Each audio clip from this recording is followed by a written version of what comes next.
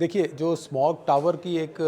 जो तजर्बा जो है वो इस वक्त गवर्नमेंट ऑफ पंजाब ईपीए इसको लीड कर रही है। इस एक्सपेरिमेंट को प्राइवेट सेक्टर के साथ मिलकर हम ये एक्सपेरिमेंट कर रहे हैं और मेरा ख्याल है 15 दिन के बाद उसके रिजल्ट्स हमारे पास सामने आ जाएंगे। अगर ये तजर्बा कामयाब होता है तो इसको हम रेप्लिकेट जो है वो करेंगे, और अगर कहीं इंप्रूवमेंट की ज़रूरत है तो डिफरेंट यूनिवर्सिटीज़ के लिए ये एक स्टडी अवेलेबल होगी, ताकि यूनिवर्सिटीज़ इसके ऊपर रिसर्च करें, इस सारे आइडिया को रिफ़ाइन करें, ताकि हम देखिए हमारा काम सिर्फ स्मॉग टावर की हद तक नहीं, स्मॉग टावर है, प्लांटेशन है, एमिशन कंट्रोल सिस्टम्स हैं, एनीथिंग अंडर द सन जो स्मॉग को कंट्रोल करने में मददगार हो सकती है, हम उस सारी रिसर्च को, उस सारी प्रैक्टिस को हिट कर रहे हैं, अप्रोच कर रहे हैं, लोकल लेवल पर भी अप्रोच कर रहे हैं, इंटरनेशनली भी अप्रोच कर रहे हैं। और मैं बड़ी खुशी मुझे होती है ये बताते हुए कि हमारे एनवायरनमेंट प्रोटेक्शन एजेंसी के एक्शंस की वजह से अब ये डॉक्यूमेंटेड चीज़ है कि जो हमारी इंडस्ट्रियल एमिशंस हैं उनमें तकरीबन 40% के अंदर जो है वो कमी आई है। ये इंशाल्लाह सिलसिला आगे भी चलता रहेगा। ब्रिक किल्न्स को भी ज़िगज़ैग टेक्नोलॉजी के ऊपर हम